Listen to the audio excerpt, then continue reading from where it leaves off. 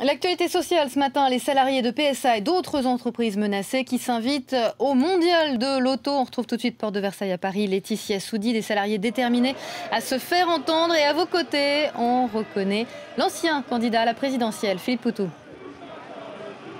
Oui, tout à fait, des salariés qui commencent à arriver en nombre ici devant le mondial de l'auto, parmi eux Philippe Poutou. Qu'est-ce que vous voulez montrer ce matin ici ? Dire qu'il y en a ras-le-bol, dire qu'on est en colère aussi, qu'on ne se résigne pas à cette soi-disant logique inéluctable. On voit bien que c'est la course au profit qui conduit à tout ça, une destruction sociale. Donc on tient à défendre nos emplois tous ensemble. Et ce qui est important aujourd'hui, c'est que en fait, le mondial de l'auto, ça devient un carrefour pour l'ensemble des salariés qui sont victimes des plans de licenciement ou de fermeture d'usines.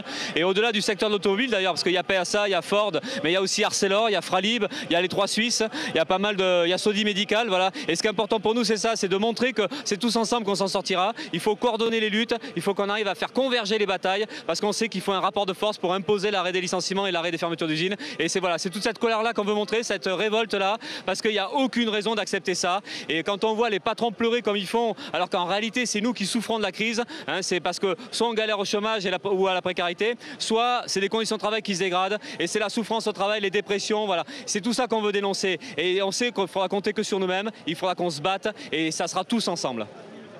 Pour vous, la politique du gouvernement n'est pas satisfaisante actuellement ? Certainement pas. Là, en plus, il y a un côté symbolique, c'est qu'on voit les CRS contre nous et qui lancent des bonbonnes de gaz, enfin des bonbonnes qui nous ont gazés tout à l'heure. Et c'est symbolique parce que les CRS, c'est jamais contre les patrons qui licencient, c'est jamais contre Arcelor qui fait des bénéfices et qui ferme un site, PSA qui fait des bénéfices et qui ferme, Unilever qui fait des bénéfices et qui ferme. Voilà, les CRS, c'est jamais contre eux, c'est toujours contre nous quand on défend notre vie et nos emplois. Donc voilà, ça montre que le gouvernement d'aujourd'hui ne changera pas la donne. Donc il va falloir qu'on se batte. Et c'est ça qu'on est en train de discuter entre nous, c'est cette urgence-là, c'est comment on fait converger les luttes.